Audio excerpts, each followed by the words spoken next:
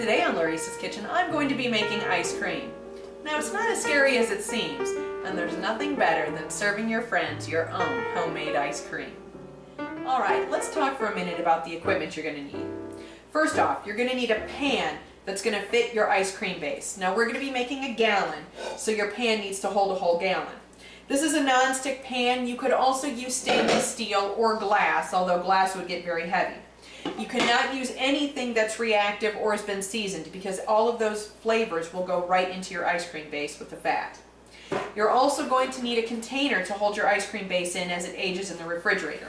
Now we're making a gallon, so we need to make sure that we have something that's a minimum of 4 quarts. This one is 6, it'll be perfect. We're also going to need a very large bowl to mix our 24 egg yolks with their cup of sugar, and a wire whisk to do that. And last but not least is our ice cream churn. Now this particular model comes with 2 of these ice cream bowls. Each bowl churns a quart of ice cream at one time, so if you're making more than a half gallon, your churning process is going to take more than 1 day. Ours is, so we'll be churning for 2 days. Each of these bowls needs to sit in your freezer for a minimum of 6 hours before you can use it. But of course, always follow your ice cream churning manufacturer's directions. Alright, let's get started with the ingredients. You're going to need 10 cups of heavy whipping cream. Now you want to make sure you get the highest butterfat content cream you can. I have 36% butterfat. 40 would be better. Do not go below 30. You're also going to need 5 cups of whole milk, and yes, it does need to be whole milk. You also need 3 total cups of white granulated sugar divided, 2 cups and 1 cup.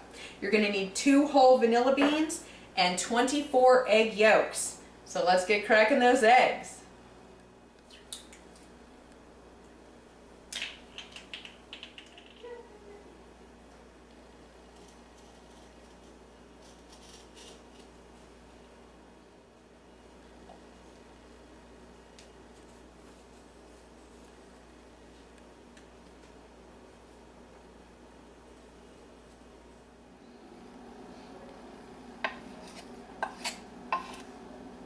Alright, we've got all of our ingredients, except for, of course, the egg yolks and the 1 cup of sugar, in our big pot.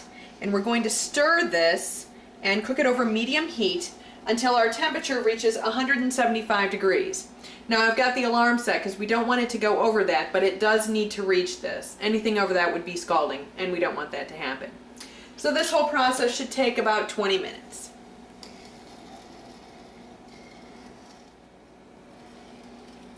Okay, we need to stir this continuously until the sugar is completely dissolved, and then we can just move to frequently stirring it. Okay, let's turn the heat off.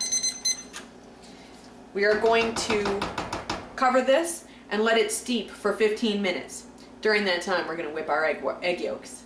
Okay, we're getting ready to blend our 1 cup of sugar with our 24 egg yolks. And we're going to do this by hand. We're going to use a wire whisk. It'll probably take about 6 minutes. We want to make sure that all the sugar is dissolved and that the egg yolks are nice and lemony colored.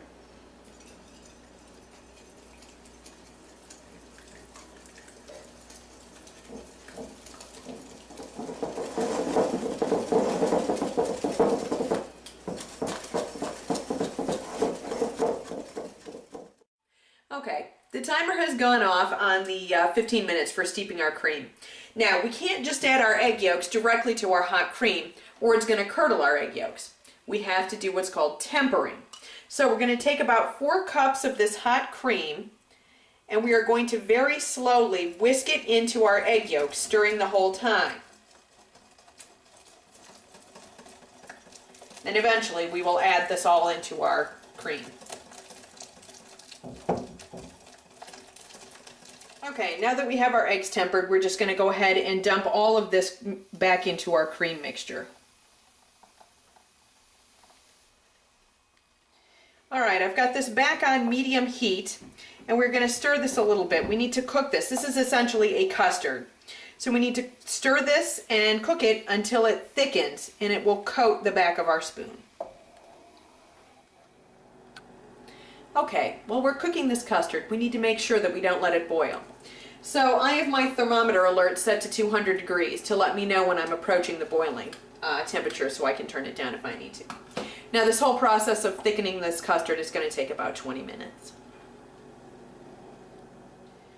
Okay, let's check this. All right, I think that's pretty close. Let's go ahead and turn the heat off because we don't want to overcook this. All right, we're gonna get this over to the sink. We're gonna put our container in the sink so that it's easier to pour into. And then we're gonna get this custard strained.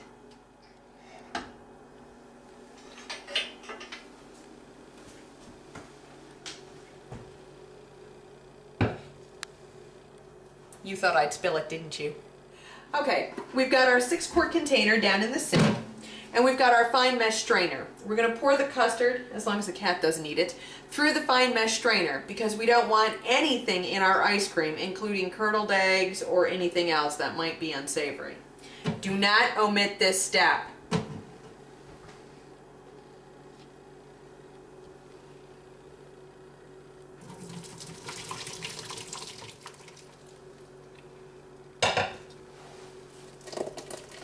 Don't push anything through the strainer, just let it go through on its own.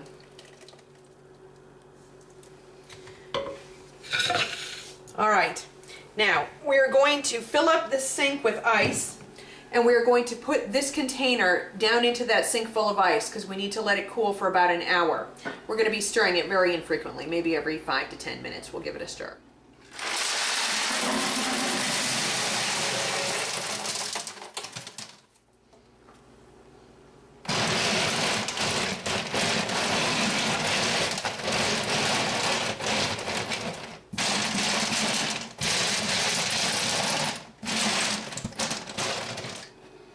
Okay, this has been cooling for an hour, so let's go ahead and lid it up. We're going to put it in the refrigerator to age overnight.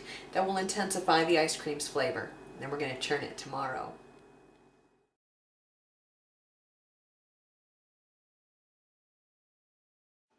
All right, it's churning day! Woohoo!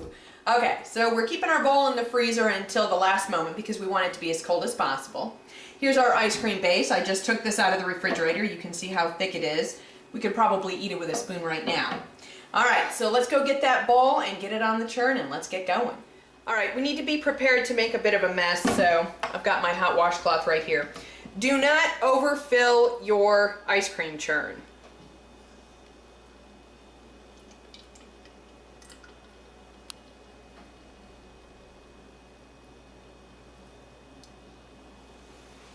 All right, let's get this going.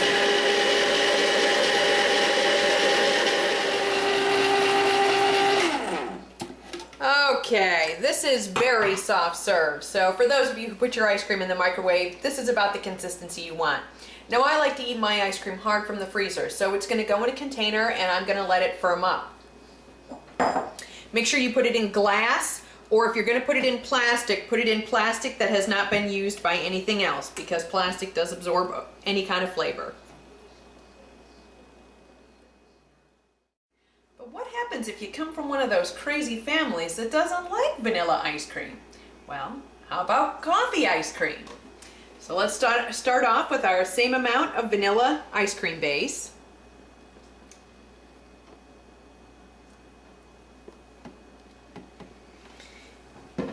And then we are going to add a half of a cup of half and half with 3 tablespoons of instant espresso dissolved into here. We'll pour that in at the start.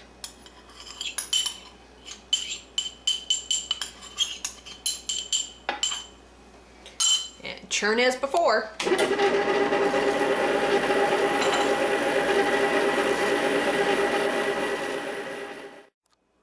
All right, let's give this ice cream a taste. Now it's had plenty of time to firm up in the freezer, so it's nice and hard. And this is one of the 144 cupcakes I made with all those leftover egg whites. Waste not, want not. This is so creamy. This is better than anything you're going to get from a grocery store.